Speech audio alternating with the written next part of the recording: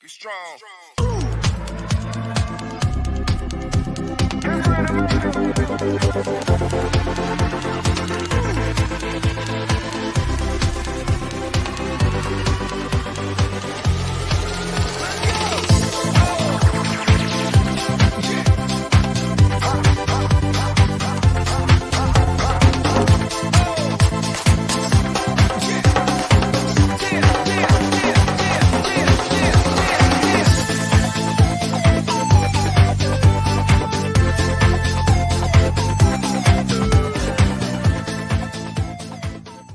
Alrighty, you guys, welcome on a very, very happy Monday, March the 6th, 2023, and welcome to another episode of the Throw-In with Justin here for the next 2 hours. Exciting to be bringing you a new week's worth of content, and let me just make sure I have everything lined up so you guys can hear me clearly and all that fun stuff.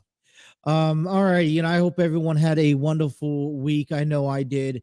A kind of a relaxed, laid back week here in the world of sports over the weekend. For me, usually come Fridays, I like to take a step backwards. And usually by the time I download and upload my episode on audio platforms, I take the chance to sit here and maybe start going over ideas of what I'm going to do next week. And then I put all my work away for at least a full-on day, if not more. And I try not to pay attention to sports until Sunday. Sometimes you really need a break, a breakdown, a break through all this. So, I didn't watch any wrestling over the weekend. I didn't watch AEW Revolution. I didn't watch AEW Dynamite. I didn't watch much SmackDown, although we have some highlights coming to you today. And I just took some time to myself, got some things done around the house, went grocery shopping over the weekend, got a couple of things done I need to do on my bucket list. For me, it was a well-rounded weekend for you guys. And so it's Monday. We're back at it. I'm excited. And the one thing, we got a busy show.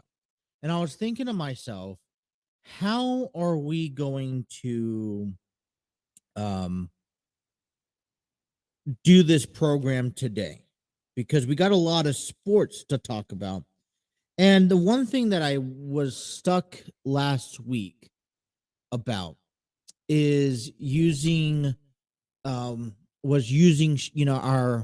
platforms that we use to get over, to produce this program. And so I'm going to take an interesting point in this opening segment to you guys. And I want to go ahead and kind of present to you, take this next 15 minutes and kind of just share with you the things that we do, right? Or how this show is put together. And so I'm going to go ahead and share with you here my screen. And this is the StreamYard Studio screen. So I want to first off and say a very big thank you to StreamYard Studios. StreamYard Studios has allowed us to create our podcast. Also, when I first started this program, I wasn't necessarily, I didn't know where to go to. When I thought of the idea, hey, let's go ahead and start a sports talk show podcast. I was just thinking this was strictly going to be a podcast, and I'll just put myself on the screen until I share it. But I thought to myself, this is just going to be strictly a podcast where you could listen to audio. Well, I came into StreamYard and I was like, well, why can't we go live on YouTube? That's an option. And one thing that you'll learn when you start learning into creating content is that you got to continuously create the content day in and day out, no matter what no matter what you're doing. The number one rule was create content, focus on content, not focus on the production of that. That comes over a period of time. And what was so interesting when I came across StreamYard, and this was one of my options that I was looking for, is because they allow a lot of the stuff simply at the fingertips and a click of a button, and there's not a lot of extra work that you have to put into it unless you want to do extra stuff. So StreamYard I found very reasonable. I could, I can invite guests on our show. I could stream multiple hours for time beings. And so, this is why I loved StreamYard so much. And, sometimes you have to spend a little bit of money to make money, or just, for the pure enjoyment of the program. So let's go ahead and share with you what I have here. So this is kind of my screen on StreamYard. This is where I'm at right now. You can see I'm live. And I up here in the top right hand corner, you see you have in broadcast, and this is where you begin or end broadcast. You have your where I'm streaming from. So you guys over on Twitter or on Facebook, we thank you and welcome you guys. That's thanks to StreamYard. But the main one I'm focused about is YouTube, because that's where I could also see the comments down below. What you see here also are my banners, my work that I need to do. And I could simply, I could close it out, just do the screen, but I have everything at the finger of my, at the tips of my fingertips. I could change the color to the background when you see pop-ups like this. You see how it's red. That's because of thanks to StreamYard. I could close it. I could highlight. I could change it so I could, have different. I have different options, and I can make it a bubble. I don't know which ones you guys like the most. We'll stick with that one for now. I don't know. We'll go back to this. And then I could show and display my name. So when I don't have the merchandise on, I don't have the things on, and you go back to my screen up here, you can see my name and, who I'm affiliated with. Take that off for a moment. My logo is which in the top right hand corner of the today's video, as well as any overlays I have. I could upload that. Don't really have a lot prepared. And then my commercial breaks, as you've seen. Let me go back here. My logos. If I click on that. So here's the other thing. If you see one of the videos, one of the 3 pre-show videos that I have, and something that I'm trying to maybe start a little new, is do like a little pre-content, getting you guys ready. Hey, we're going live. Just bear with us. So we're doing that. So, and then it jumps into the intro. And then we have, as you can see, a couple of new commercial break videos as well. And then they have background overlays so that when both cameras are off, so the stuff that you see in the background, let me see if I could pop up a good picture. There we go. I mean, it's not the greatest, but if you can see the background back there, that's because of the overlay. And then we have a little bit of music that we could play.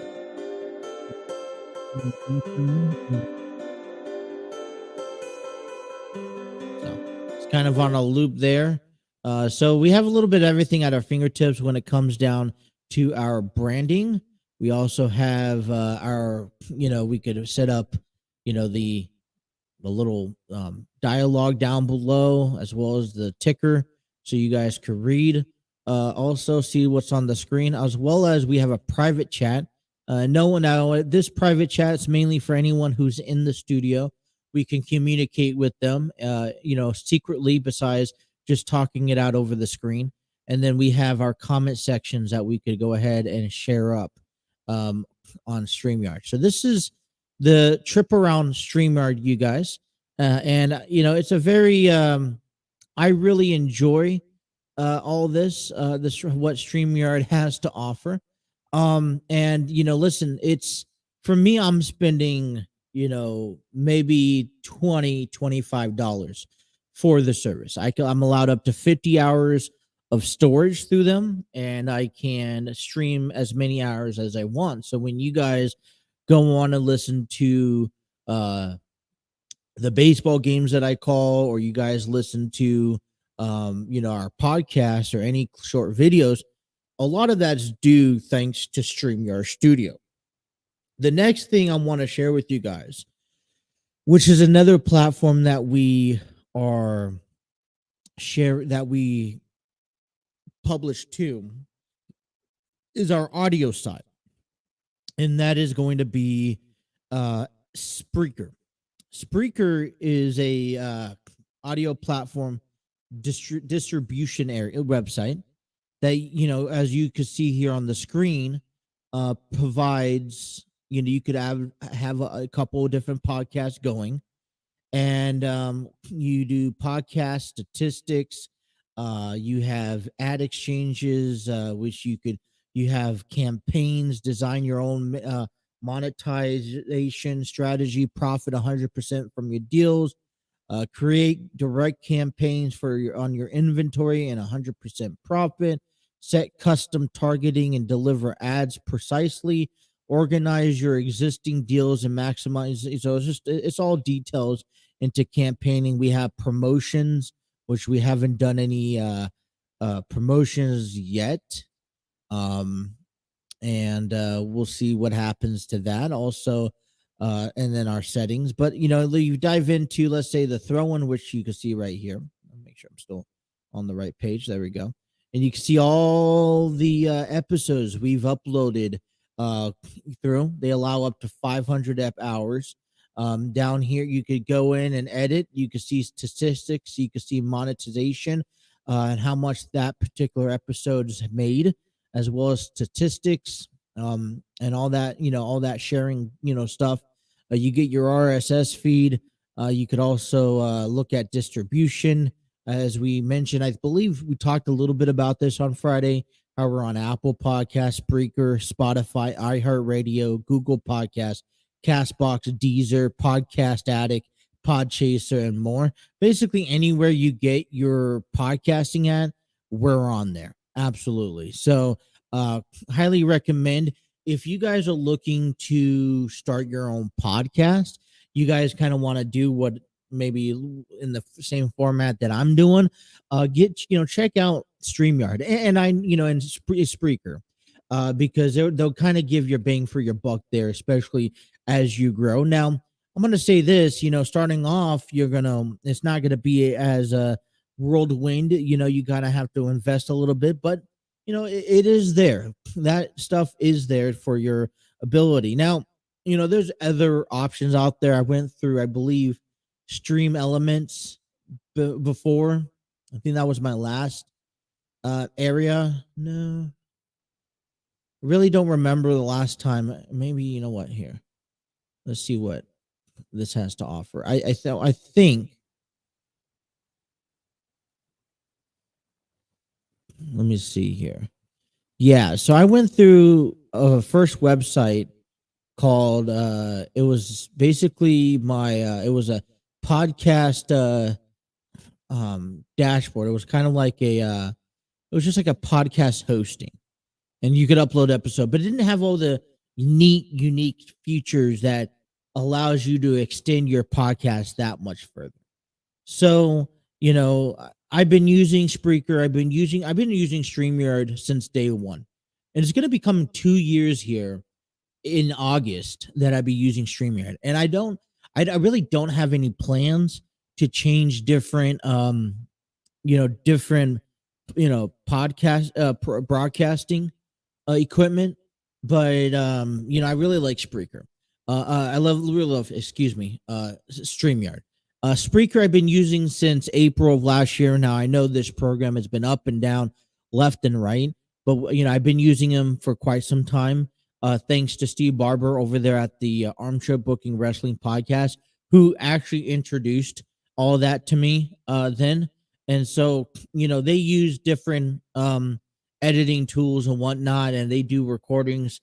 And, I just end up, going live. And I like doing live. I like going live, you guys. And if you guys are listening to us or you guys are watching us and you guys want to get into the comments and to get into the conversations in the chat, I want to hear from you guys. I really like to hear from you guys and see what your guys' opinions are, have these open conversations about. So, it's just, it provides me the opportunity to go live.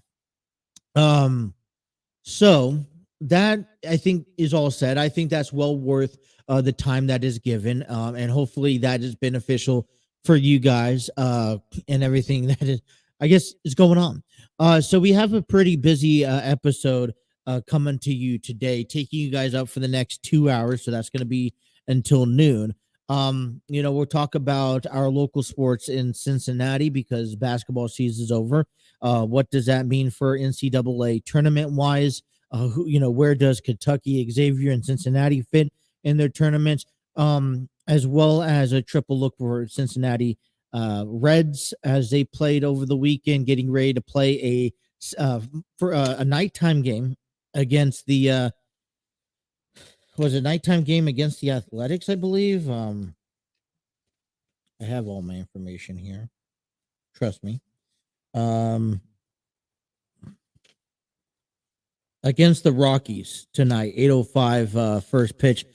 So what do we want to talk about today? AEW Revolution recapped a couple. It was exciting, and like I said, it was the kickoff to the 2023 pay-per-views for AEW, All Elite Wrestling. So we'll talk a little bit about that. Some things went down over Friday night on SmackDown as we get ready for Raw. I think we have a pretty big, impactful 2-hour show here. So I'm excited to get rolling and get things covered here. A lot of cover, I will say. So I want to kind of go around the board. If you guys are watching us on YouTube, we want to thank you. Hit that like, share, and subscribe button. Be sure to have those notifications on and don't miss a single episode. If you guys are watching us over on Facebook or Twitter, welcome. Please sure to also hit that like, share the podcast or the video with your friend, invite them over. If you guys are looking to comment and get imparted into our conversations, we want to go ahead and encourage you heading on over to our YouTube channel where we can provide the most direct interaction with you guys. If you guys also are listening to us on our audio platforms, we welcome, we thank you. We encourage you guys to continue listening to us on the road, at work, wherever you guys are at. Be sure to head on over to our YouTube and social media pages when you get a chance to follow and to get imparted into the conversations. I know that I lack social media content, and that's not intentionally. It's just, for me, this here is more important than social media content. So if you don't see much action on our TikTok page or our Twitter page or our Facebook page, I do apologize. I'll try to get better at that, but that's just not really my cup of tea, to be honest. Trying to manage personal life and the show life and this and that. And, I'm not logged into I'm not logged into my phone on these accounts. So a lot of times I'm doing it from Facebook, but all right. Well, listen, it is a Monday afternoon, and let's take our first time out of the day. Let's come on back and begin a very, very big sports show here. Thank you guys for tuning into The Throne with Justin. That's me right here on the TNC Sports Talk YouTube channel. About to leave, already packing. Come with me, I'm not really asking. We'll get away to a place where we don't know. About to see the world in action, what we can be, life with no distractions. We'll get away, this is what we waited for. Take my hand, we'll make it somehow. We can't miss out. I'm done living life with the lights out. Die with my own doubts. Be free with me. Let's go, let's be free with me.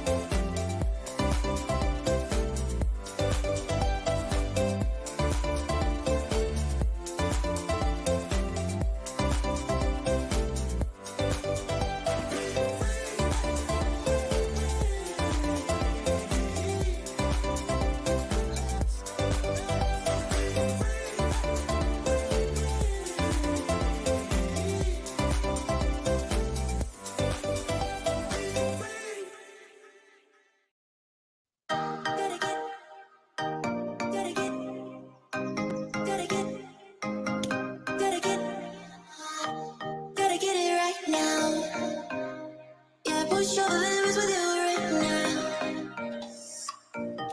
Gotta get it right now. Yeah, push over limits with you right now. Gotta get it right. Alrighty, 1222 here on the program. Want to give a shout out. I know we just talked about this. We want to give a shout out to StreamYard Studios, the proud home of the TNC Sports Talk YouTube channel. Create your podcast, videos, host virtual business meetings, and conduct interviews. Check out the free version today at StreamYard.com.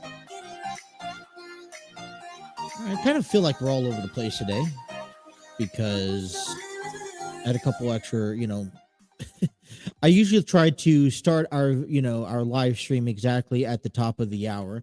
What we did today is trying something a little different, kind of getting all right, let's get settled into our program. So we have like a 5 minute before the show, we go live, not for us to talk about anything, but to kind of get you prepped with those videos. Let me play one of those videos that we were privileged to earlier.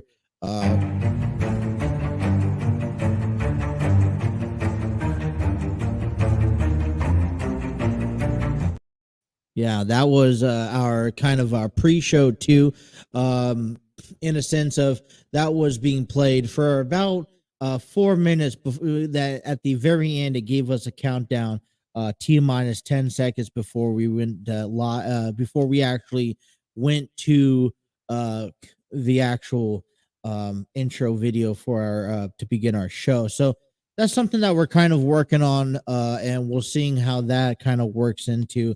Other than just kind of kicking it right into the swing of things.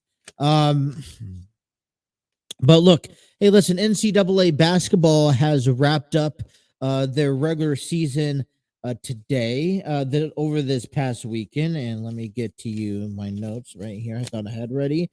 But yeah, listen, I think overall, Cincinnati, local area, they've had a great season that has transpired into something pretty amazing. When you have, our three teams in our local area, Kentucky Wildcats, we have Cincinnati Bearcats, and even the Xavier Musketeers, kind of teams that we are, following, and we follow the entire season. It's great to see them finish off the season strong on a winning note.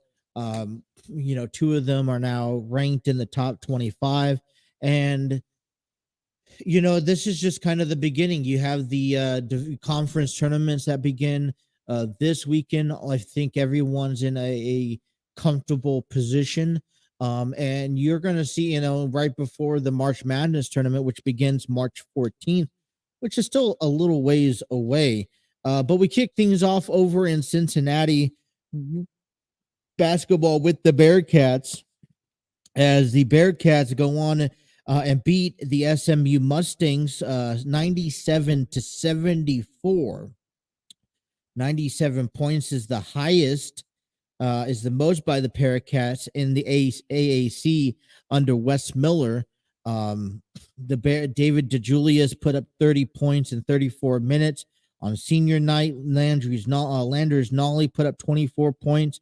Mike Adams Wood put up 11 points, all playing 30-plus minutes. The team shot 35 for 63 in the field goal range, 11 for 25, a 44% completion rate at the three-point range. The Bearcats finished off 20-11 on the season. Let me read into this. Yeah, finished off 20-7 in the regular season. 20-11, 11-7 on the conference play. The Bearcats finished home 15-3 on the road, 4-6, and neutral zones 1-2 on the season. 20 wins for the Bearcats, the 40th in school history, 8th in the last 10 years in the AAC. DeJulius put up 16 consecutive games with at least 5 assists, nation's longest active streak. As Nolly also recorded his 10th 20-point game on the season. And you think of this, Cincinnati will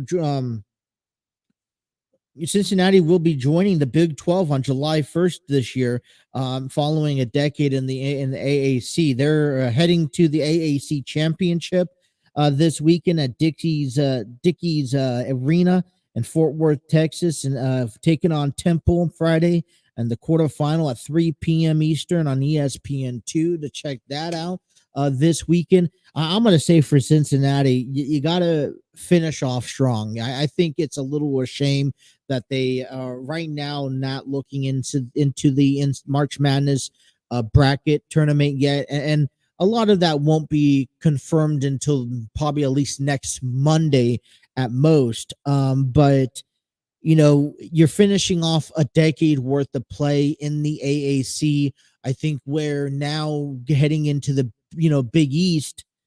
I think right now Big 12.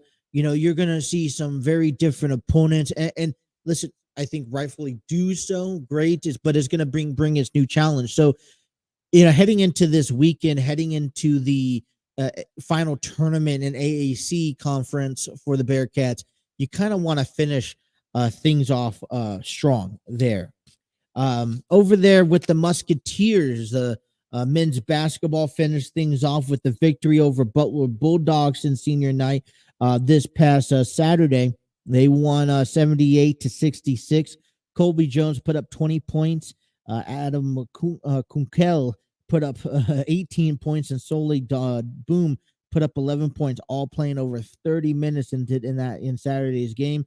The team went 28-52 on field goal percentage and 4 for 12. Not too great for the 3-point. Xavier finishes off their basketball season 23-8, 15-5 in conference play, 15-2 at home, and 7-4 on the road, 1-2 in neutral in games. We had Xavier is going to begin their Big East tournament on Thursday. They'll be playing the winner of DePaul or Seton Hall. That will actually take place Wednesday night at 5:30 p.m. on FS1. Notable, we talked earlier back in January, Zach Fremantle went down with a foot injury. He's going to have surgery on Tuesday. Will miss the rest of the remainder of the season, of the tournament play.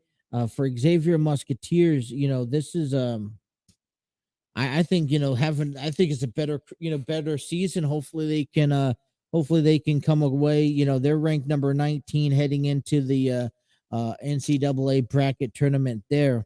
And then over with the Kentucky Wildcats men's basketball, they finished off with the victory over Arkansas's Razorbacks 28-79 or 88, 88-79. In a victory with Antonio Rivas putting up 37 points over 40 minutes, playing 2/3 of the ball game. Jacob Toppin put up 21 points. Oscar put up 12. Went for a double-double. Back on Saturday with 13 rebounds. The team finished off 53% from the field goal range. UK is in the third seed of the SEC tournament. Next game will be on Friday in Nashville, Tennessee. So we're still waiting for that opponent.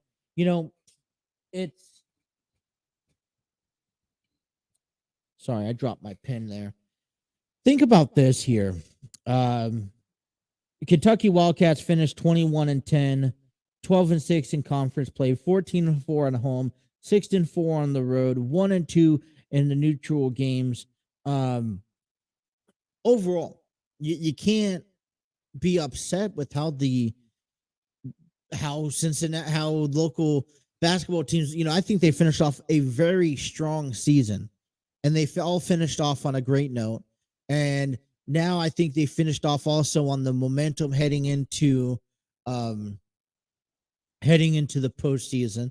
When I say postseason, I mean championship games this week. None of them have to play into a playoff, into a conference or into a tournament play. A lot of teams are playing today, tomorrow, Saturday.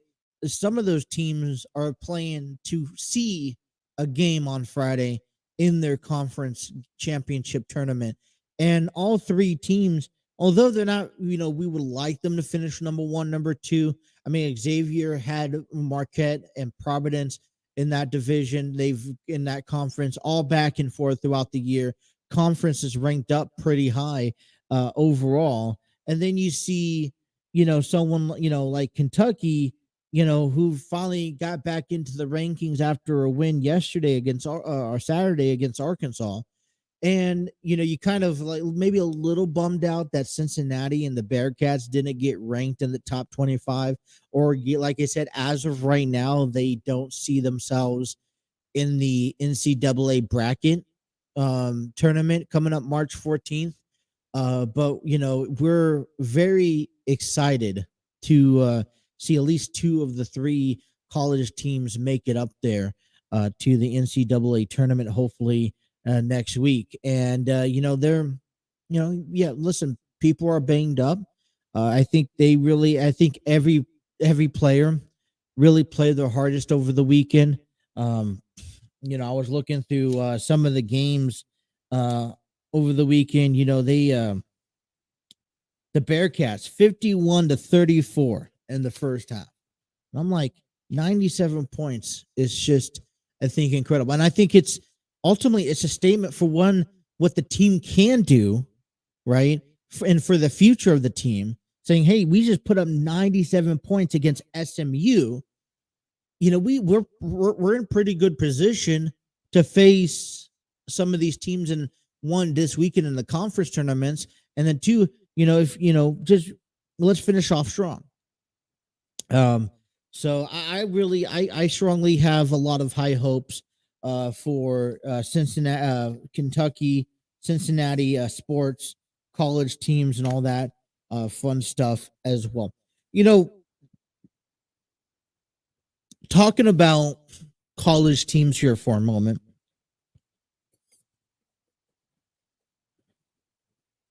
While I have a little bit more time with you guys before our break, an announcement came out over the weekend, a matter of fact, on Friday, about the NCAA football rules. And it was announced that NCAA football rules committee announced Friday that it has approved several rule changes designed to speed up the college football game in attempt to control the flow of the game and provide more consistency for in-game management. Once approved in April, so the rule committee has came together over the weekend and actually said, hey, we're going to commit to this. So once the actual rules get approved by NCAA playing rules oversight panel in April, these rules will be implemented into the seasons, into the 2023 seasons, with the committee monitoring how they impact the game. Now, this is all designed maybe to change the pace of the game and to kind of make it better, more entertaining, less compactful. We've seen a lot going on in baseball, but the biggest change is regarding first downs. Currently, the clock stops on first downs and the ball is spotted on by the officials. The new rule will keep the clock running on first down except for the final 2 minutes of the second and fourth quarters. So from the beginning of the game to the 2-minute warning in the first half, and then the start of the second half to the 2-minute warning in the fourth quarter, right? The clock will continue to run continuously, even on first down. So even if they run out of bounds, it doesn't matter. This will emulate the current rule in the NFL. So, okay. So let's understand this, right? So if it was an incomplete pass, if it was a interception, if it was the ball, unless the runner ran out of bounds to stop the clock. Otherwise, if the ball was ran up past the first down yardage, and it was stopped, the ball play was stopped on the field, the clock is going to continue to run like the NFL. So this rule change is a small step to reduce overall game time and will give us some time to review the impact of the change through the committee. So this, even though if it gets approved, and most likely it will, that doesn't mean that they're in any wrong. And it's going to work. It will be, a big deal. A couple other notables are things like no consecutive timeouts.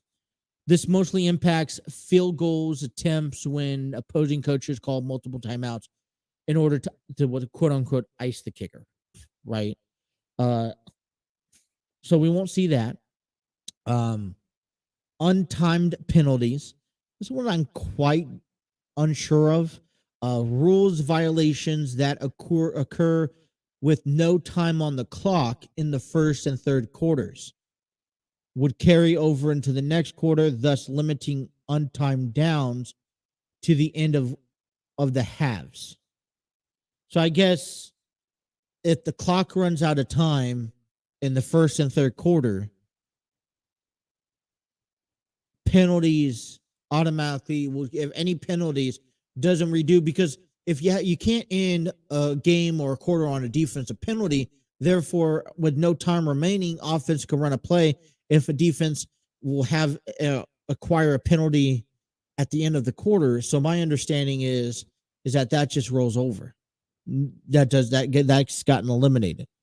The other one here, and last but not least, but is replay adjustment during games in which there isn't a replay official in the booth. All right, so now I guess not every game has a replay official in the booth. On-field officials will have the optional replay in which they can use available video after a coach's challenge. So this is kind of a new adjustment. The on-field officials, if there's no official in the booth for replays and challenges, right, will have the optional replay at the hands of whatever video is available in a coach's challenge. A couple other things to be noted. Okay, so I mean that's just kind of interesting to the point, and I think I don't know how much of a difference will make it, and I don't know even how much on the field, like what we watch on the field, will change or even notice. The committee has also clarified a couple current rules. Drones will not be allowed over the playing surface or team area when teams are on the field. Okay. And teams will not be able to warm up ahead of the second half until the field is cleared. Okay. I mean, I think that's fair. You don't want to go tip the cap to the opposing team that these are the adjustments they made. You don't want to risk injuries. I don't think that a drone should be flying unless it's NCAA regulated, which I don't think they have that in place. I don't think that you need to have a drone on the field at any standpoint necessary. So kind of all interesting thoughts. What do you guys think about that? That's some NCAA rules, but this time to football. All right, let's take a timeout. We'll come on back. We'll talk about some Reds baseball as they get ready to face the Colorado Rockies tonight. Don't go nowhere for a 2-hour program here on the TNC Sports Talk YouTube channel.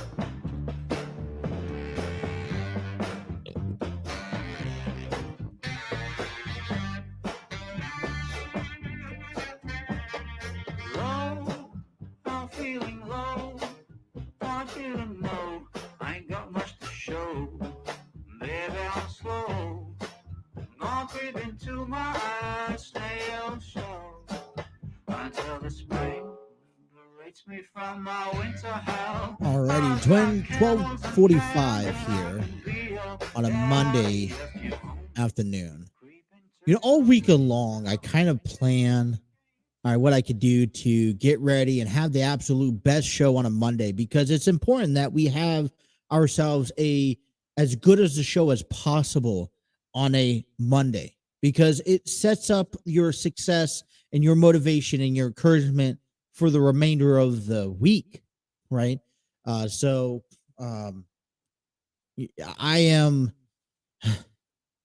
I guess I am wanting to make sure I put the best show product out there. I've added a few things from the weekend, as you guys see, as we started 5 minutes early with kind of like a pre-setup. I have a couple other commercial breaks that you'll see here shortly in today's program to kind of just change the energy and the atmosphere instead of playing the same consistent thing over and over and over again. So, but I mean, you know, we really want, it's trying to put all this together. And as we see everything kind of unfold, it takes maybe a couple shows to get used to and make that adjustment and all that good stuff here. So, bear with us, please. And I hope it doesn't change too much of everything that is going on.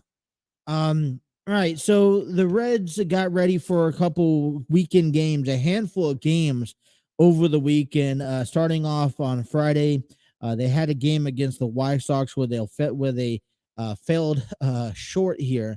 We had let me see, we had the White Sox won 6-4.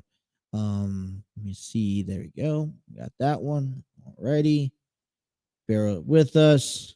Gonna get everything set up. And so this year, they lost 6-4. They put up 6 runs, 10 hits for the White Sox with 1 error. Luke Weaver put 1 in 2/3 of an innings worth of work. Gave up 5 runs off of 6 hits and 3 strikeouts. Jake Fraley went 1 for 1 in Friday's loss. 3 RBIs with a 3-run home run in the second inning to kind of help in the third inning, excuse me. So this is the audio clip of Jake Fraley hitting that 3-run blast. Fraley again, ready's at the plate. Here's Graveman. And this ball is crushed down the right field line. It is out of here. That's a home run. I wasn't sure if that hit the top of the wall or if it went over the wall. As you can see, the batting cage from when they take batting practice on this field is just down the right field line, but it is a 3-run home run for Jake Fraley, and that is one heck of an at-bat for today's Reds left fielder.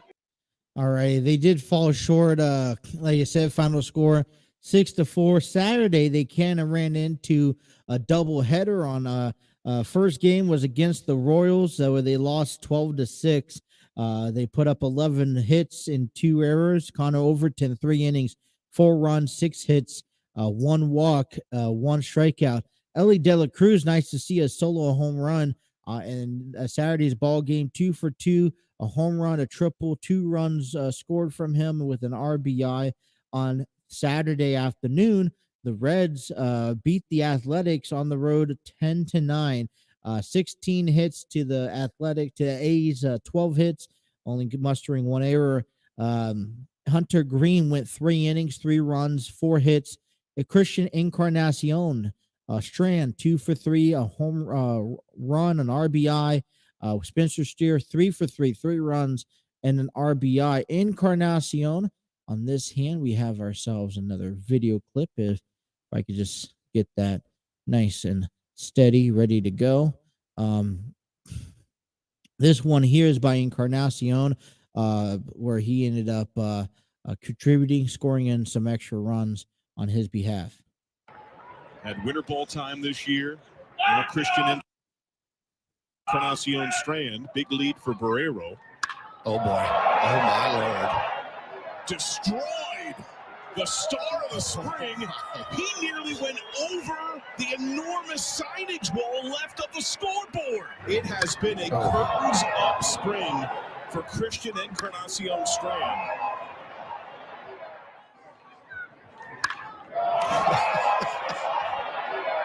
That would give a pitcher nightmares. And they have a baseball ballpark out there. Let Please me check try to team get the summary. right videos.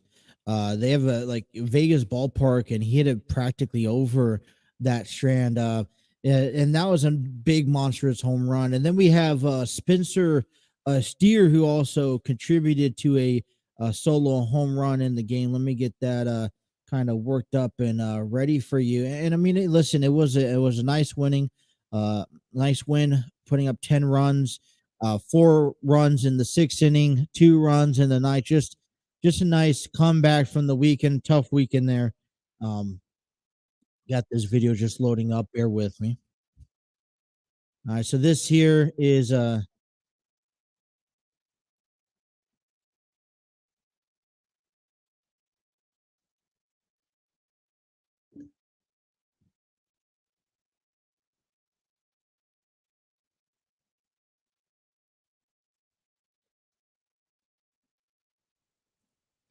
so there you go. That was from Spencer Steer. The Red Legs had another doubleheader on a Sunday, losing to the Angels in game 1, 8-5. Luis Cessa went 2 innings, 1 hit, 1 walk allowed, 2 strikeouts. The Reds also picked up another victory against the Athletics, 12-4. Nick Lodulu went 3 innings, giving up 4 hits, 1 walk, and 4 strikeouts during that game. So not too great over the weekend. They went 2 for 3 over 5 games. Pretty heavy load for the Cincinnati Reds in the weekend series. They'll get ready to play the Colorado Rockies tonight, where they will have Chase Anderson on the mound, taking on Ryan Feltner. Tonight at 8:05. You can listen to the game right there on WLW 700. If you're in Colorado, you can listen to on the KOA 850 AM or the 94.1 FM. So kind of a busy weekend for the Reds. You know, this is kind of probably the real first push that the Reds have had to face during the spring training. And you know, we don't really have a big, maybe the first official week, we really don't have a big injury list here. We have Justin Dunn, who's been dealing with his right shoulder. And then we still have right now TJ Antone and Vladimir Gutierrez trying to recover back from a Tommy John surgery. Now, TJ Antone was expected to start throwing somewhat this spring.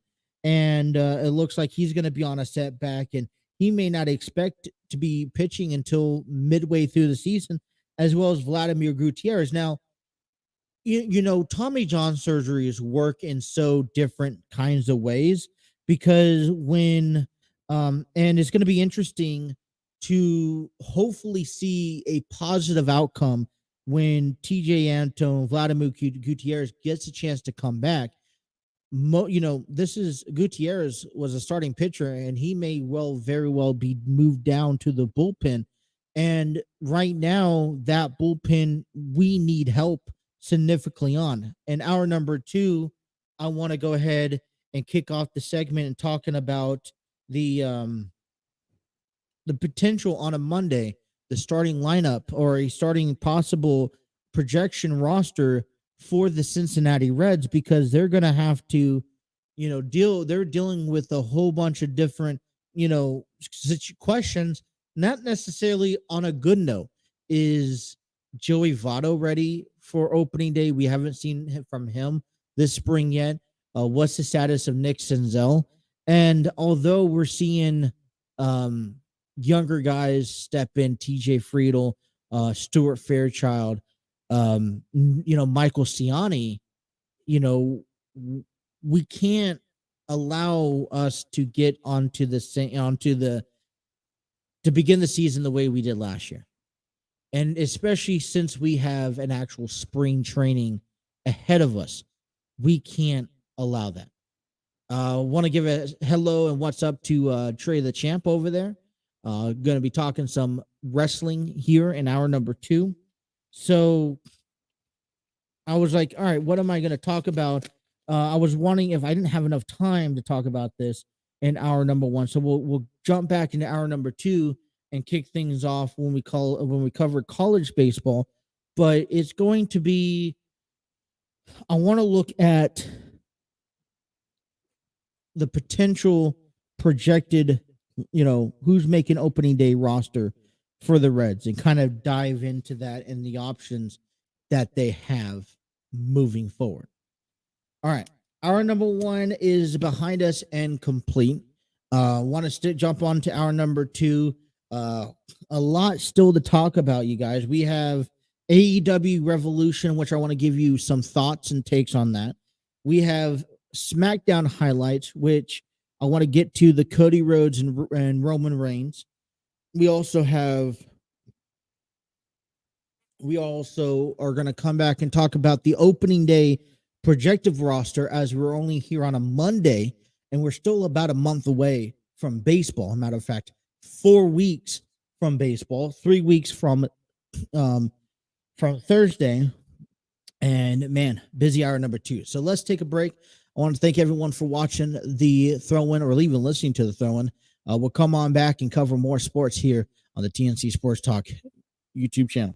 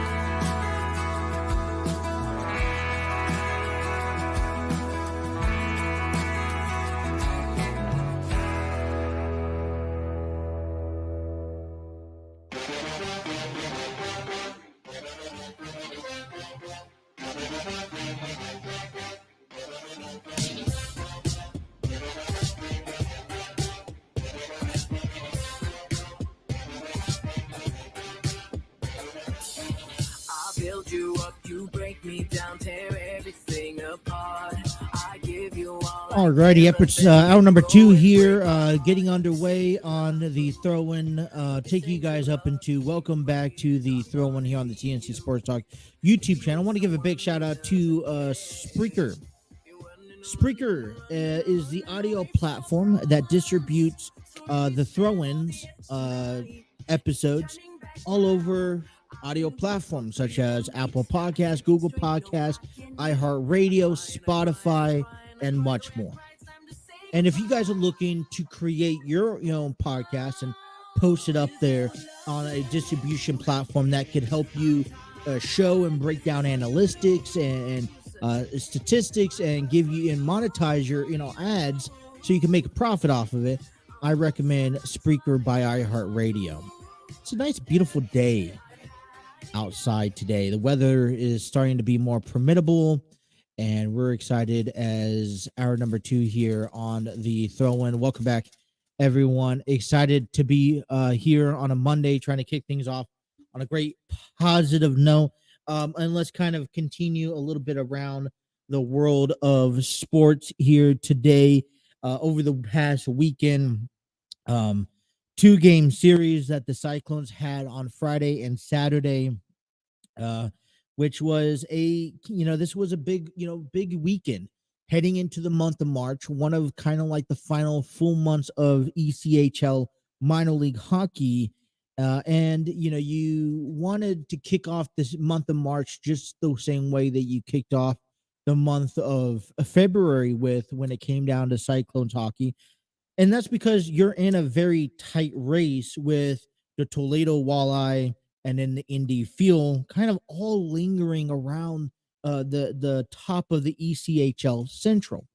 Well, Cyclones on it was mascot pillow giveaway, and it was like a pig giveaway pillow, and the Cyclones on Friday night went on and beat the Iowa Heartlanders. Final score of 4-1. Zach Andrusiak put up 23 and his number 23 and 24th goal on the season. On Saturday, the Cyclones hosted Indy Fuels, which currently sit in third place to the Cincinnati Cyclones, second. And Indies end up winning in overtime 3-2. Josh Passault put up his 19th and 18th goal on the season. Cyclones will get a chance to go and begin one of a 3-game road stands this week beginning on Wednesday against the Iowa Heartlanders. Puck drops at 8:05 at the Extreme Arena in Coralville, Iowa. And so, listen, we're in the month of March, and there's plenty of hockey to be left, but every game does count. Now, it was great. You get to see Cyclones handle business when they needed to handle business on Friday night. But yeah, great. Win the games that you should be winning, but you need to be able now to find a way to really win the games, these more difficult games, because when you get into the playoffs, those are the games that matter the most. We have Cincinnati baseball, who ended up sweeping a 4-game series against the North Alabama Lions over this past weekend. They picked up Saturday's game because it was a doubleheader both Saturday and Sunday because of the rain back on Friday. They beat North Carolina in game 1, 9-0. And the shutout game, Dylan Broski pitched the solid 7 innings in the game, only giving up 2 hits and 7 strikeouts. And game 2, the Bearcats beat the Lions 9-8 because of the 5-run 5th inning they given up. On Saturday's game, C.J. Dean and Cole Herding both hit home runs to help with the Bearcats win those games. On Sunday, final in 8 innings, the Bearcats won 2-1, and then final in 7, the Bearcats win 8-1. Chase Hurst went 5 innings, 2 hits, 1 run, and 3 strikeouts. Couple home runs really solidified the win over the weekend. On Sunday, Alec Jones, Ryan Nicholson, London Brooks and Griffin Hughes all hit solo shots to help the Bearcats pick up a 4-game sweep. They begin a 6-game road trip on the stands on Wednesday at Eastern Kentucky to face the Colonels at 4 p.m. So they're going to begin that road stands on Wednesday. They're currently 6-6 on a 4-game winning streak. So great to go, Cincinnati Bearcats. Xavier Musketeers baseball. They fall to the UC Santa Barbara, and they lost the series 1-2 on Friday's game. Ethan Brosecker in a victory 2-0 went 5 innings, 5 hits, 9 strikeouts. Matthew Dupree 1 for 3, a home run with in the 5th inning. On Saturday's loss, Musketeers fell short 4-2. The Brent Alazares went 5 innings, 3 hits, 3 runs, 8 strikeouts. Jared Cushing 1 for 4 with the home run. Matthew Dupree another home run on the matter. And Sunday, Santa Barbara wins 1-5. On Tuesday, the Musketeers head on over to Cal Poly to play the Cal Poly at 9 p.m. on the road. And I want to tell you guys something very quick about the Musketeers. They haven't had a home game all season in this first month of play. The home game won't come until on the 15th next week when they're playing Michigan. And I'm sorry, I don't care. I don't care if it's Major League Baseball or if it's down here in Pee Wee baseball.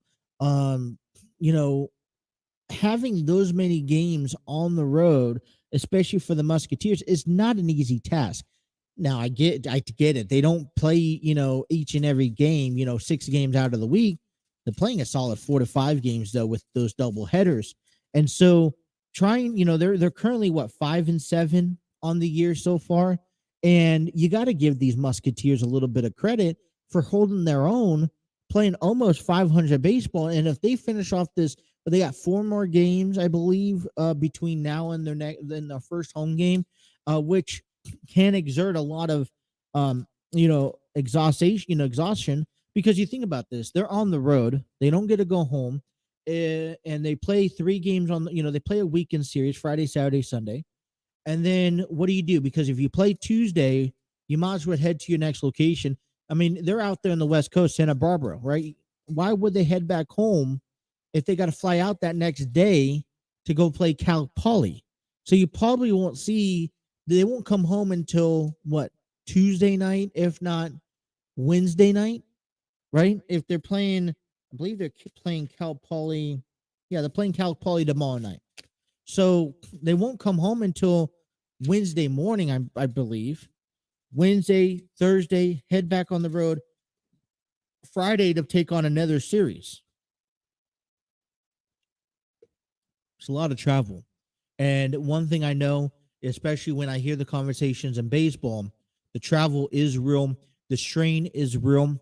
And to be able to basically be out on the road for an entire month straight and be asked to put up 500 baseball, like I said, I don't care if they're playing 6 games a week or if they're playing 2 games a week. I still think that is something that, based off of the season and how this season concludes for the Musketeers, this is something that you should not overpass. Now, you just still hope that it doesn't affect them on opening day next week when they come home and play Michigan. Kentucky Wildcats also swept Indiana State over the weekend, picking up the first victory on Friday, 5-4. Tyler Bozmo picked up the victory, pitching 5 innings, 4 hits, and 1 run allowed on 7 strikeouts. Saturday's win was 4-2, and Sunday's win was 7-6. Zach Lee went 6 innings, 6 hits, 3 runs allowed, giving up 9, striking out 9 players. Hunter Gilliam went 1 for 3 with a home run. Their next game is going to be on Tuesday at home against Murray State. So that has concluded the rest around Major League Baseball. You know what? One thing I've actually liked out of all this said and done is that, like, when you looked at the Reds over the weekend and Hunter Green was out there and you saw Connor Overton and you saw Luke Weaver, and the one thing what you notice is that this is their second time out in starting. and now you're getting a chance to see them kind of in this way pitch 3 innings worth of play. I mean, Luke Weaver, yes, he went 1-2. I don't know if that's a little concerning, but he also gave up 5 runs, so wasn't really a good outing from Luke Weaver. The bullpen really had to keep the Reds in the game. Connor Overton went 3 innings. Yeah, he gave up 4, but these are, when you look at Luis Sessa, who went 2, Nick Lodolo, who went 3, Hunter Green, who also went 3, going and giving up about, a run or 2.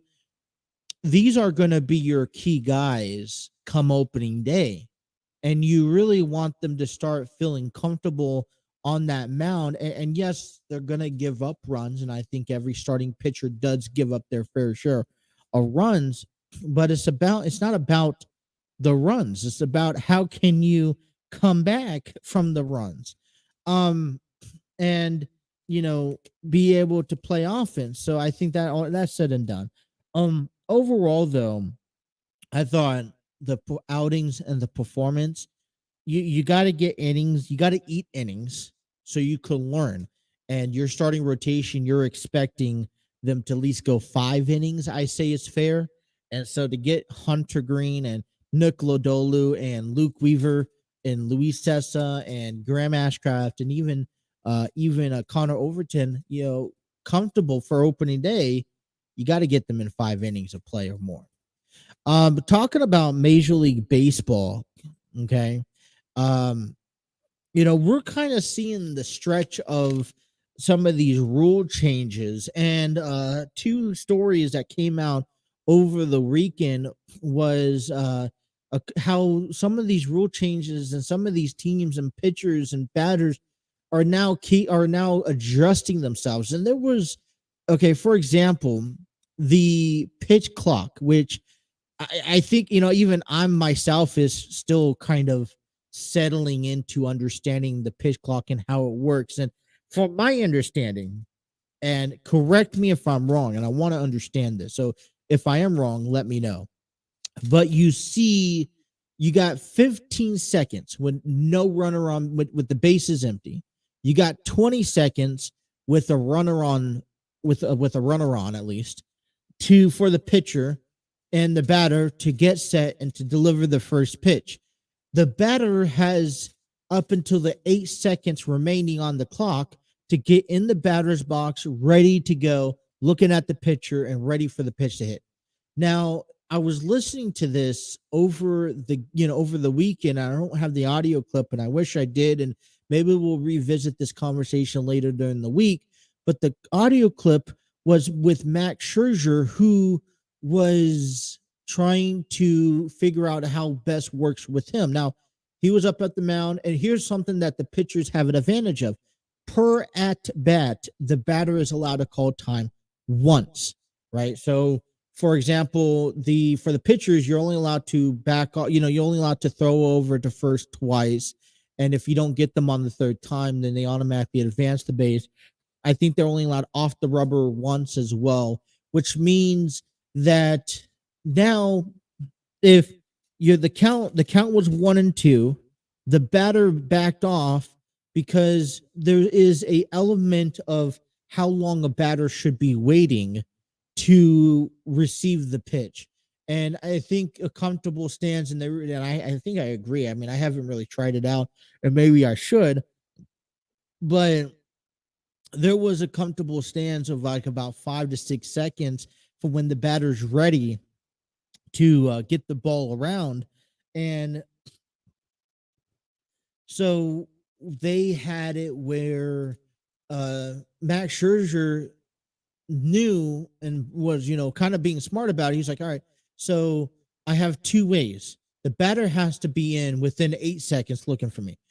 Either I could toy around with that. I can make him wait the entire 8 seconds, which then puts him outside his comfort zone. The other thing that would get him outside his comfort zone and pitch as soon as that 8 second hits, and as soon as he's ready, deliver, and gives him no time to really react to his delivery. And it's going to be, I think that's also an interesting alternative, because now these veteran pitchers who would probably normally have issues in that, situation, or we would maybe expect pitchers to, veteran pitchers who are not used to the pitch clock, to have complications and difficulties. We're getting a chance to see them in the, kind of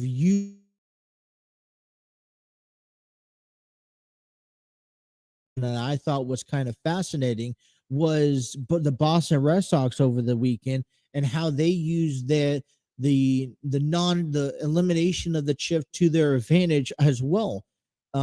They moved a left fielder over to the right field side, to where the second baseman or the third baseman would normally play at if the shift was on.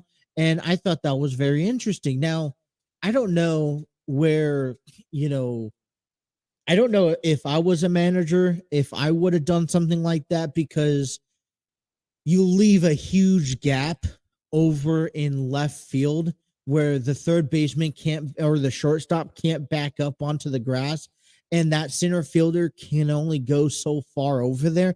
And if someone, is pulling that off, and you see that, and hey, if I could just get on the opposite side of the ball and hit it opposite field and get over the infield, I'm guaranteed 2 right now. And maybe if I could get them something down the third base line, I could even get 3 and get myself a triple. Spring training is the room for these type of things to kind of establish themselves out. Now, it looked pretty weird, but I guess my thoughts are: is MLB okay with it, because this is kind of a loophole in the game, that these players are going to find and these teams are going to strategize to? Or are you, could we change it between now and then? Or is this just going to see how the, year plays out? Now, I don't know if the Red Sox are actually going to consider using that type of shift in the, in the regular season, but I thought that was just very interesting to see. And then the whole Max Scherzer, and I'm wondering how many more pitchers are going to be looking at Max Scherzer and being like, he has a point. Maybe we can start doing that, because it's really now becoming a mental mind game between the pitcher and the batter. And, when you kind of, this was designed to keep the play going, which I get, but now you're kind of making, all right, well, we have so much time on the clock. We have to get going, and I can mess around with you. See, one pitch, he could wait the entire duration, and then the second pitch, he could get in and throw as soon as he's ready. And if that batter takes that, calls times early on, then it's like, well, you can't do it again the rest of the at bat. And that really, now you're relying on, hey, I need to be focused and ready, the entire time, no matter what. So I thought that was pretty interesting. So still want to come on back. Let's take a break. Let's come on back and take a look at where the Cincinnati Reds look for so far on opening day. You guys are listening to The Throw and taking you guys up until 2 o'clock on a Monday here on the TNC Sports Talk YouTube channel.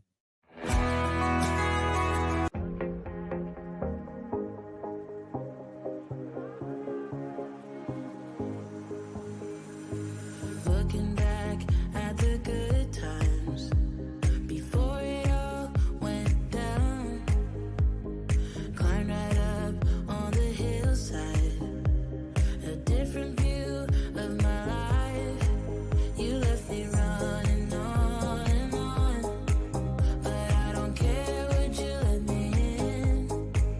You said goodbye like everything's gone, everything that we could have been.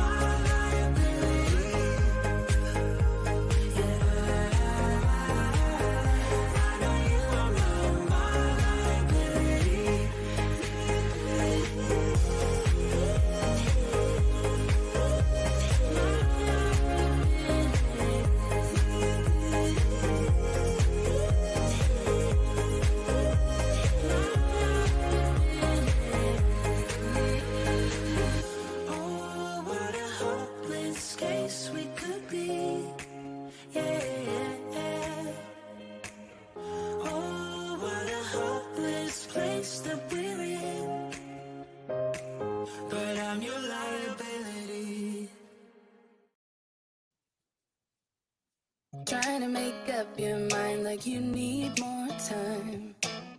You've already spent most of mine. Even when your words fail, you try to keep it light. Alrighty, 122 here on the Throwman. You can be honest. I don't appreciate your lies. It's about damn time you get it right. I'm up all night. You keep pretending that you'll keep fighting. Alrighty, I really want to get down to this here on a Monday and talk about this. And I know time is conflicting for the remainder of the show, so we'll see how far we could get along to a lot of the sports. I know, and here's the thing, this is just kind of how everything's kind of unfolded. So if we don't get a chance to talk a lot of AEW, then we'll get a chance to revisit Revolution tomorrow, Heavenly, and there's a couple other topics that I do want to talk about tomorrow that I had to push back. And it's just one of the things on Monday. You take a look at all the sports, everything that's happening over the weekend, and you just pile these things up. But, I want to really look at the Cincinnati Reds and this opening, so far, where are we at among the Cincinnati Reds and their opening day roster with considerations of injuries and the new positions that these players are going to have to come on and face. Right. So let's go ahead and start down with the catcher spot. Right now, projecting to have 3 catchers called up in the major leagues. That's going to be Tyler Stevenson, Kurt Casale, and Luke Mal. And one thing that I've noticed so far this spring is that we're seeing Tyler Stevenson get reps at first base. And I don't know what the status is going to be for Joey Votto, but there is some sort of protection that the Reds have for Tyler Stevenson, especially during the injuries that he sustained last year. So I think you got Kurt Casale, Luke Mal as your primary catchers. You'll see Tyler Stevenson in there from time to time. I think he has 2 key position roles, and this is my honest opinion about the status of Tyler Stevenson and maybe his future role in the Reds organization. For one, he's gonna probably be getting he'd be playing the designated hitter spot, right? With his at bat, you want to find a way that his bat is as he contributes to being in that lineup as much as possible. So if that's taking him away from the catching position and putting him as a DH, then that's where the Reds are headed to, and I think that's where the Reds are favored from. Now, if and when Joey Votto returns, Joey Votto, let's face it, he's most likely at the end of his career. He's going to be playing first base. He's going to probably be more of that person that they want to stay healthy all year so he could reap in the moment. And that means you're going to see a lot of Will Myers at first. And then also you'll see probably a lot of Tyler Stevenson. And the reason why I say that is I really believe, and unless the Reds could go find someone else as suitable, I really believe Tyler Stevenson, you will be seeing a good amount of him playing first base, because I think when Joey Votto retires, one of the options could potentially be Tyler Stevenson being permanently over first base. You think about it, it's less strainful from being on your knees the entire time. There's a lot less injuries over there at first. It is a secondary position for Stevenson that he could play first base, so he may just transition to be an everyday first baseman. Over there at first, there's no timetable for Joey Votto, so I'm thinking that Joey Votto is going to, Will Myers is going to take over that role with the share of likely of Tyler Stevenson back and forth to get him days off, but I think Will Myers will probably heavily fit that role if Myers could also stay healthy. And then you're also looking at Myers playing the outfield when that time comes down. Second baseman, you really like Jonathan India over there at second base, really bouncing back after last year. Shortstop, Jose Barrero, it was probably coming opening day so far, but it was just a week ago from coming into this, camp, and 2-3 weeks ago we're talking about maybe Jose Barrero getting that ultimate commitment. If this team is built for the next 3 to 5 years, I don't think Jose Barrero is ready for major leagues yet. And I don't rush. That's one thing. If the organization is locked down and set in on Barrero being their third baseman, which could be, I say don't rush. You have guys like Matt Reynolds that could play short. You have guys like Kevin Newman, who's been brought up. I believe Jason Volser could play a little bit. But really, don't rush up to bring in Jose Barrero if he's not ready. That's why you brought in a Kevin Newman or even a Richie Martin to kind of help out there with the shortstop position. Over there at third base, I think it's been very clear that Spencer Steer is going to get that nog, and he's actually looking pretty good during spring training. I believe that he's going to need some just playing time at the major league level during the season.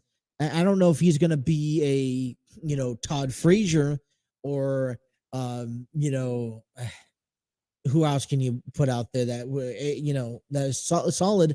I mean, he's going to be consistent, but I mean, I just don't think he's going to be your next big thing coming out of third base.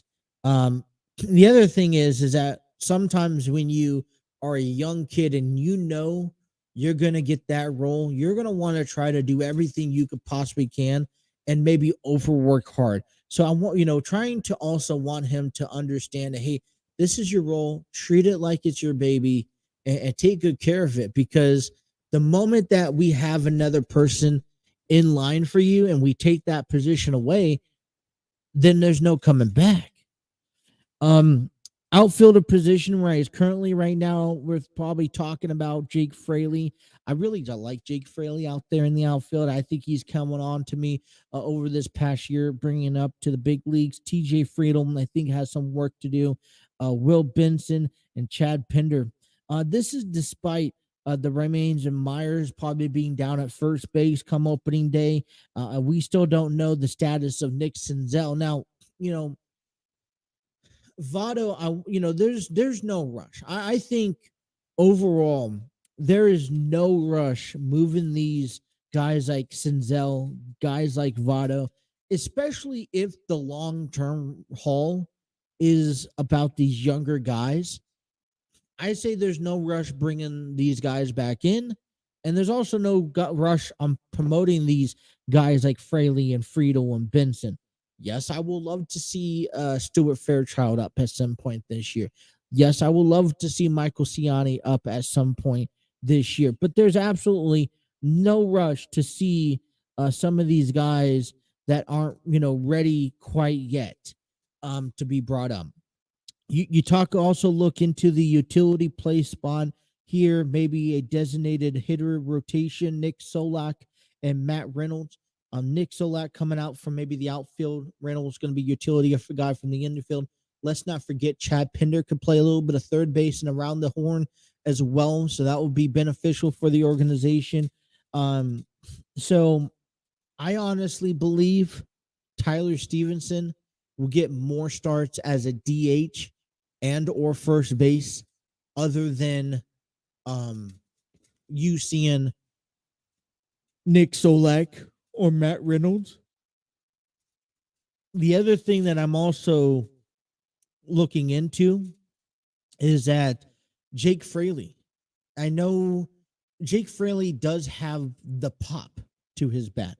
And I would like to see, I think there would be a combination for Jake Fraley to also be a designated hitter from time to time as well.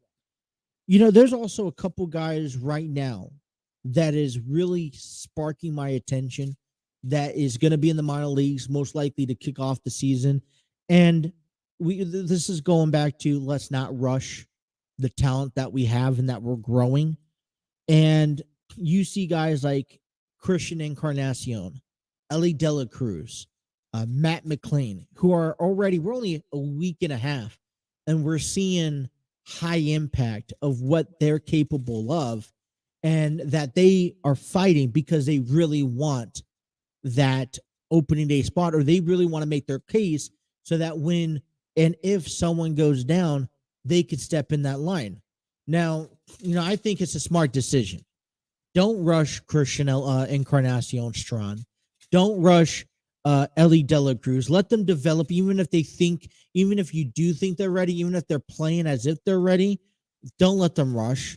I will much rather see them in the long haul go for September baseball and possibly be brought up next year, and if not the year after that, because compared to getting brought up now when we do have the talent, because there's going to be one day we don't have the talent.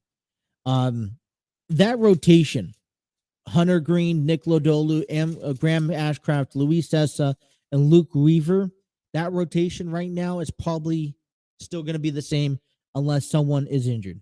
You have a prospect in Brandon Williamson, which I would like to see get a kind of a nice push into the roster, into the rotation. Connor Overton as well. You have a group of young guys that I think now understand their role more clearly, because last year they were filling in until guys like Luis Casillo and guys like Tyler Malley and guys like Mike Minor was capable of getting back into the rotation because they got hurt at the beginning of the year.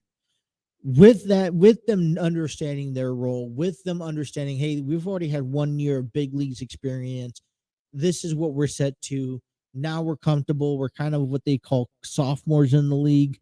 Let's kind of start working together as a 5-man rotation. I think they're going to grow together. And one thing, and you really have to have a youngster's mind in acknowledging and encouraging a young team like this 5-man rotation from the Reds to really work together come opening day. In the back end of the bullpen here, Alexis Diaz was announced your closer. And with healthiness, you have Lucas Sim, Buck Farmer, Revere San Martin, Fernando Cruz, Alex Young, Hunter Strickland, and Ian Gibbott. You still have Tony Santillan, that is recovering from back injury. He's kind of been out for a couple of weeks now, beginning of spring training. So is Justin Dunn, who is competing for a rotation bullpen spot, and he's out because of a right shoulder injury.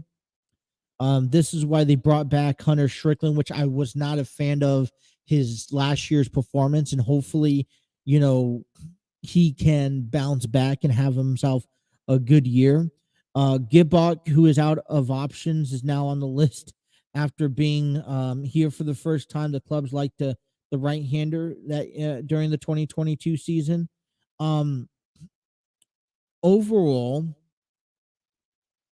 you have a combination of guys that is going to be starters by default because your guys down there in AAA and in the minors are still working on themselves and trying to figure out themselves. And, this is where spring training is. And I think the last few weeks of the season, there are questions. Nothing set, there's no confirmation set that the outfield is set in place. There's no confirmation that the final rotation set in place. And, we still haven't seen a good amount of players consistently. So I say, over the next 3 weeks, we're going to need to see more of these guys in the ideal look. And I think if you're David Bell, you would want over the next 3 weeks, at least 1 week's worth of what your opening day roster may look like. We've spent the first week and a half already getting onto things, getting ideas and outlooks. We're looking at Matt McClain, who kicked off to a phenomenal start. We're seeing Ellie De La Cruz, and trust me, that 5-game span over this past weekend really played really probably took a lot out of these ball players. But we're taking all these games, you're throwing all these players in as much as possible. You want to get a little bit of work from everybody, not just because that's what opening day is, but then you got questions like the outfield, questions at shortstop. And even though we have temporary solutions, they're not long-term solutions. And I think one of the problems that we're going to have opening day is that we got to understand that this roster more than likely will not be the same roster come July, and that definitely come September. Even if they are consistently good, you need to consider that this team is under that development of, all right, this is where we're at. We're out over here, plan A, but we really want to be over here on this side of the field. And in order to get there, these are, the guys that are over here ready to go. They're not over here on this side of the ball club because they're in minor league, and they kind of have to work together and then officially replace. The best way I could put it is that you got on the left side, you have what your potentially opening day roster is going to look like, and then on the right side is where you want to be at. And you realize that throughout this season is that left side and that right side is going to come closer together until they switch spots, because you need time for the guys on the right side that haven't made it there, to kind of develop. So you're stuck with the guys on the left side to put in the work.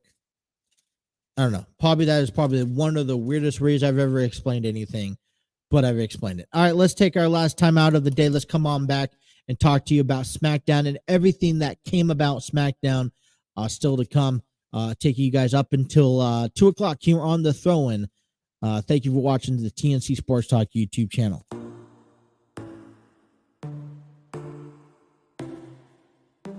Inside your bedroom, we stopped counting the days, lost in the rhythm. Physical silence, no need to speak a word, laying here beside me. Don't wanna live to fight.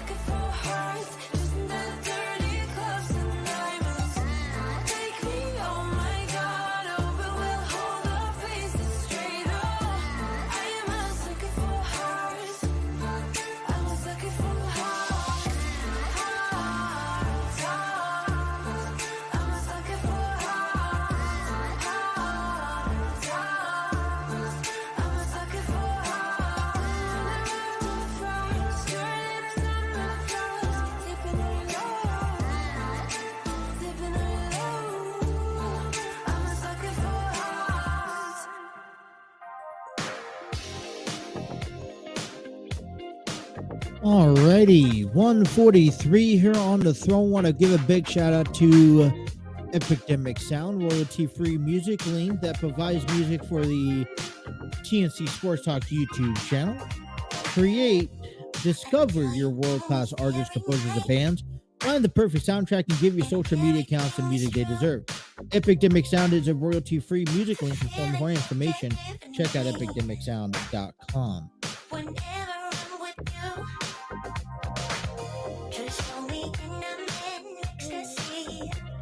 Alrighty. Don't know the status of where we're going to be at.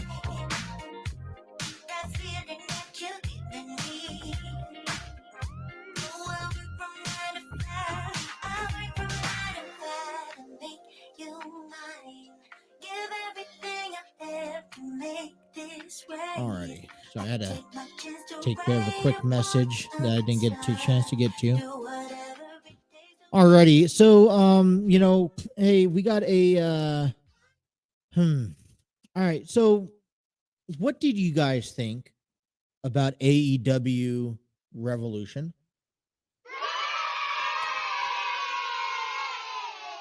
Fair answer. I mean, the match card was impactful from top to bottom, and I'm not going to get it too deep into AEW Revolution today. Most likely going to take a look at that tomorrow, but a lot of nice, I think, well said matches. I've said this, but I've said this back on Friday. There were matches that warranted bleeding. There's matches that didn't, and I think there were moments of the match card that really set the tone. And like you said, this is about setting the tone for the remainder of the year. And we finally got to see this Iron Man match between MJF and Bryan Danielson. And I explained on Friday how this could have gone beyond. It could have resulted in a tie. And MJF. This was a match that both men really needed. You knew Bryan Danielson was able to go through the entirety of this match. 35 minutes into the match, they didn't look like they were breaking a sweat. And, you kind of start figuring, all right, who's going to come down to the end.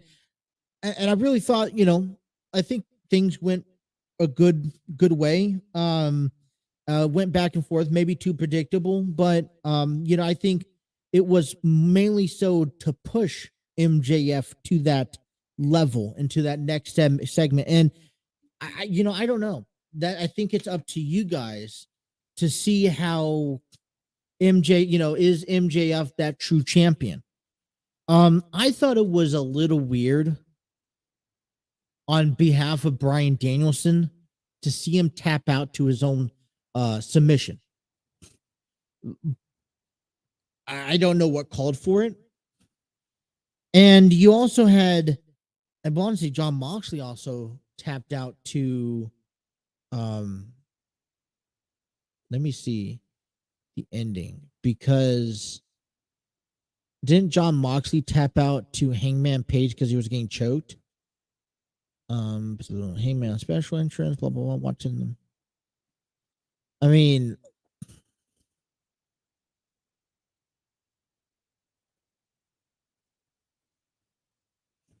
that is true. Let me see either. It came to text death match to go one plus.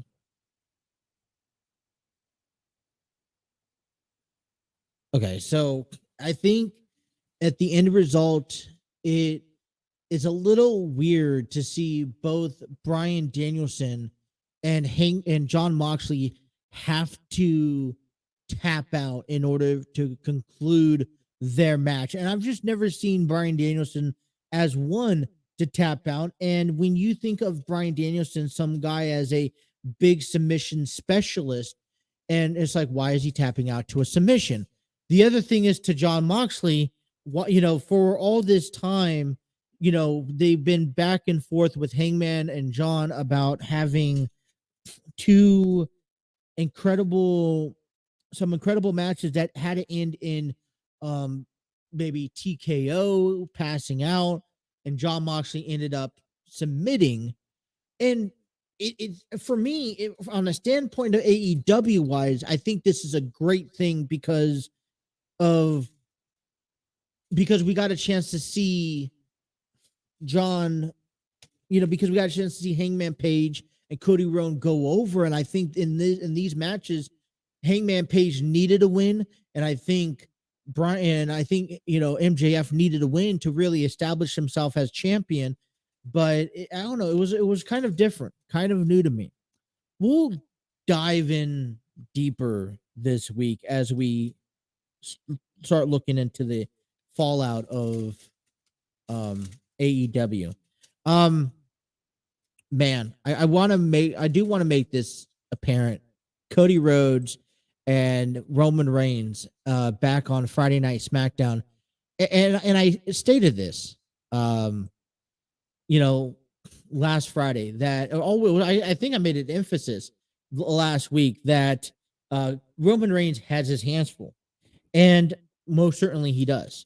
He actually went out and claimed and stated to Jimmy that, hey, if you don't get Jay to show up next week, I'm blaming you for the problems that we have. And I'm like, oh shit. I mean, we're really coming down to Roman Reigns coming up. Now, I kind of fear, I hope that he had a little bit more. Paul Heyman stated 2 weeks ago that if Jimmy couldn't get Jay to come back to the bloodline and realize this is where his home is, that Roman was going to handle this personally. And I don't think Roman did enough to handle the bloodline situation personally. And I don't know if he was distracted by Cody Rhodes' appearance, if he was distracted by having to face Sami Zayn in Toronto the next day. And that's another thing I wanted to throw for, is that the WWE has done a really good job so far since Elimination Chamber to kind of keep Sami in the picture, but not with Roman Reigns. And it's now about Roman and Cody for WrestleMania. And I think we'll talk about that here in a moment. But they really haven't, they keep Sami Zayn in the bloodline picture by wanting to tear apart the bloodline. But this bloodline is, he's wanting to tear apart Solo Sikoa, Jimmy Uso, and Jey Uso, and just tear the family apart. And we'll see about that tonight, because Jimmy wants to finish things once and for all in Raw, so he'll get one-on-one with Sami Zayn. But going back to Cody Rhodes and Roman Reigns, they really have done a really well job. And I have to, really now making it personal.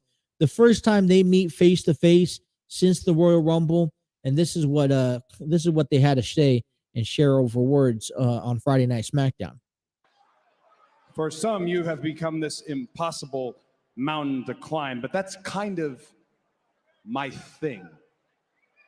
Really, if you think about it, he can't be any more than Randy's understudy. There's no way that Cody will survive Stardust. Goalpost moved again. There's no way that 10,000 people would pay to see me and my buddy's little indie show. And ever since then, the goalposts have continuously moved, and I continuously punch it through the uprights. So for everybody else, Roman Reigns might be impossible. Just not for me. You ever won that one?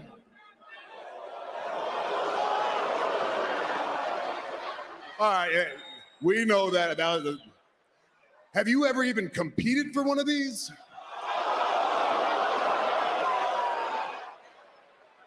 Hold on, no. Have you ever been in the main event of WrestleMania before?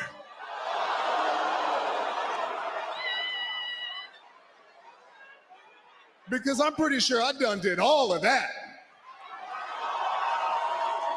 So that means I'm the most experienced main event of all time. But here's the kicker. I've been groomed since I was just a little boy. Not only by my father,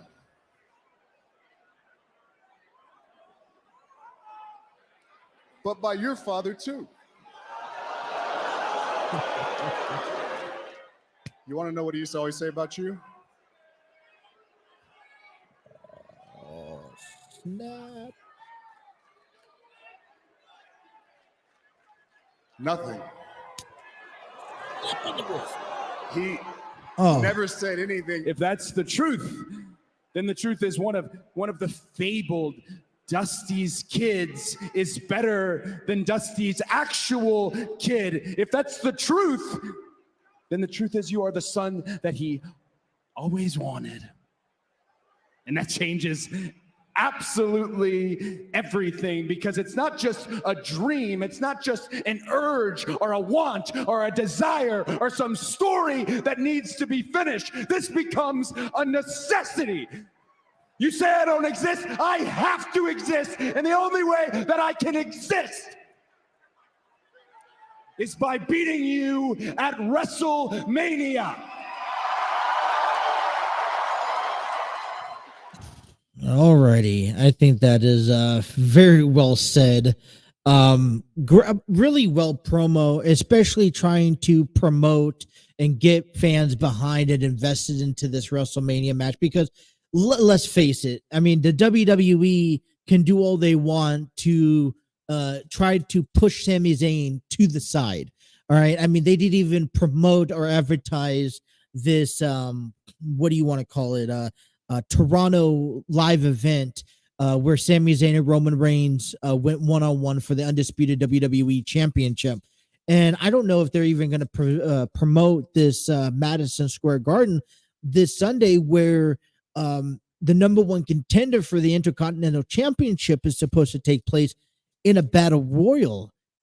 So, but the WWE could do all they want about that. It's now up to Cody Rhodes and Roman Reigns to really head it home over these next few weeks and really promote it. Great promo that they did back on Friday night. And they did it in a way where they've now isolated their feud, where there's really no one else that can get involved unless it's family. And Sami Zayn is not family at the end of the day. And what I mean by that is that, Roman Reigns has said, hey, I've been groomed and coached and paved my way through because of not only my family, but because of the approval from your father, Dustin. And while, your father was talking and coaching me, he didn't mention a single thing about you, which makes you an afterthought or not even a thought at all. And Cody Rhodes, his argument is that he's went on and he's accomplished things left and right when everyone's told him that when he's left the business, that he wasn't gonna wrestle again, he wasn't gonna go be successful, that he's giving that WWE was the only place for him. Well, guess what? He's been a part of the Bullet Club. He's helped created and founded AEW, and he's going on to some incredible matches outside the company. Now he's come back to finish business that he's that historically that is passed along through generations of the Rhodes family, and that is capturing the gold that none of his family members can do it. Now, we're going to be hearing this a lot for the next month about who is going to win and what's going to happen. And you know what? Right now, you do want to favor the home team. I want to favor Cody Rhodes. I think they've just, this promo that them two finally cut that we've been rating since the Royal Rumble, that they're finally being able to see each other face to face and talk to each other man to man. I think this makes this match a little bit more personal now. And it's a unwritten history, unwritten rival, unwritten feud that I think will execute. Now, whether that means Cody Rhodes goes on and wins the match, I think it's another story, because there's a lot of talks about Roman Reigns carrying the title after WrestleMania. I just think it's I don't know. I got mixed emotions. I got mixed questions about that. Monday Night Raw is set to take place tonight here as we continue wrapping our way through the weeks on the road to WrestleMania. John Cena is going to return, which I really, honestly, I got zero thoughts on that, you guys. Nothing personal. I just don't see why, what John Cena has to do with WrestleMania this year. Jimmy needs to finish his Sami Zayn once and for all. That will take place tonight as Jimmy Uso takes on Sami Zayn. Seth Rollins will go meet face to face with Logan Paul tonight after this internet social media feud that they've been having the last few weeks, as well as Bianca Belair taking on Carmella one-on-one. So a pretty impactful Raw, I will say. And, Paul Heyman, I think, said it the best, you guys, is that, listen, it's one after the other each and every time, right? As we get closer to WrestleMania, it's that one show that just, it's much more interesting to watch than the next show, than the next show. Something I'm also wanting to look out for today on Raw. Are they going to do a Hall of Fame? And should they start announcing that now? I don't know. All right. Our number 2 is complete.